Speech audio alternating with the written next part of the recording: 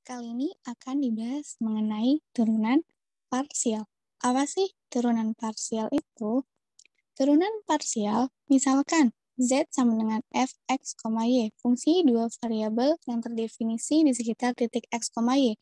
Turunan parsial dari f terhadap x adalah turunan Z terhadap x, di mana hanya variabel x saja yang diasumsikan berubah, dan y-nya tetap. Kenapa? Karena kita hanya menurunkan terhadap x. Maka dari itu, x-nya yang akan berubah dan y-nya tetap atau konstan. Turunan parsial Z, fx, y terhadap x dapat ditulis do per do x Z sama dengan do per do x fx, y sama dengan fx, x, y. Ini disebut juga sebagai turunan terhadap x. Jadi, kalau turunan parsial Z-nya terhadap Y, kita bisa tulis do per do YZ sama dengan do per do Y fx, y sama dengan fy turunan terhadap Y x, y didefinisikan sebagai berikut. Nah, kalau di sini pakai limit ya, nanti jadi hanya menuju 0 untuk x dan k-nya menuju 0 untuk Y. Penjelasan, do f per do x. Jadi nanti kalau ada notasi seperti ini, kita baca do. Do f per do x adalah turunan fungsi fx, y terhadap x dengan memperlakukan y sebagai suatu tetapan, atau nanti y-nya ini akan konstan karena kita turunkan terhadap x. Gitu. Ya, di sini disebut turunan parsial fx terhadap x. Kemudian untuk do f per do y, turunan parsial fungsi fx, y terhadap y dengan memperlakukan x sebagai suatu tetapan atau konstan tadi ya. Jadi kalau kita turunkan terhadap y, x-nya yang konstan. Nah, di sini disebut turunan parsial fx, y terhadap y. Jadi, kalau misalkan kita turunkan parsial terhadap x, maka y-nya konstan. Begitu pula kita turunkan terhadap y, maka y-nya yang akan konstan, teman-teman. Contoh soal, carilah fx 1,2 dan fy 1,2. Jika fx, y sama dengan x kuadrat y plus 3y pangkat 3. Nah, kita punya fungsi x kuadrat y ditambah 3y pangkat 3. Untuk mencari fx, x, y, atau kita turunkan parsial terhadap x. Nah, maka dari itu y-nya akan konstan gitu. Kita punya fungsinya x kuadrat y plus 3y pangkat 3.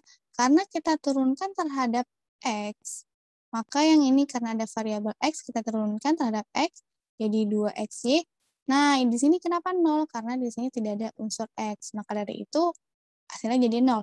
Kemudian, karena diketahui fx 1,2, kita substitusikan x-nya 1 dan y-nya 2.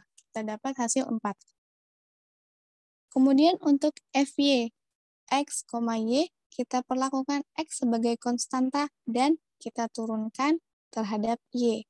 Jadi nanti x-nya konstan dan yang y-nya berubah. Di sini x kuadrat y, karena di sini ada unsur y, kita turunkan terhadap y, hasilnya x kuadrat. Nah, x kuadratnya tapi tetap ya, tidak diturunkan. Kemudian di sini ada unsur y, kita turunkan jadi 9y kuadrat. Kemudian kita substitusi, diketahui titik, fy 1,2 sama dengan x-nya disubstitusikan menjadi 1, 9, y-nya jadi 2, pangkat 2. Kita dapat hasil 7.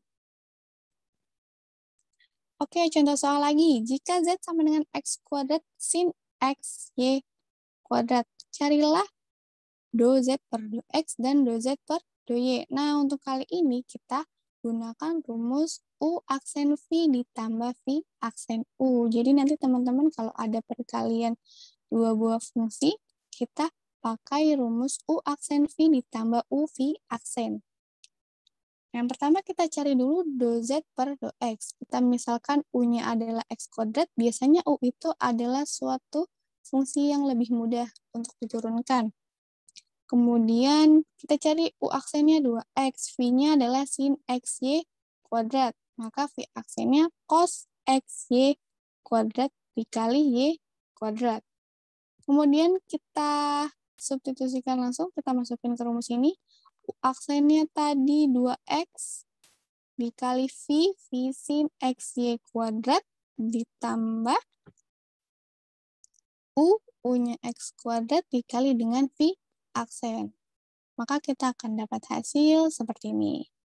2x sin XY kuadrat plus X kuadrat Y kuadrat cos XY kuadrat. Kemudian untuk 2Z per 2Y, kita misalkan lagi tadi sama U-nya X kuadrat, U aksennya 0. Kenapa 0? Karena di sini kita turunkan terhadap Y. Karena di sini 2Z ya teman-teman. Jadi karena tidak ada unsur Y, maka hasilnya 0.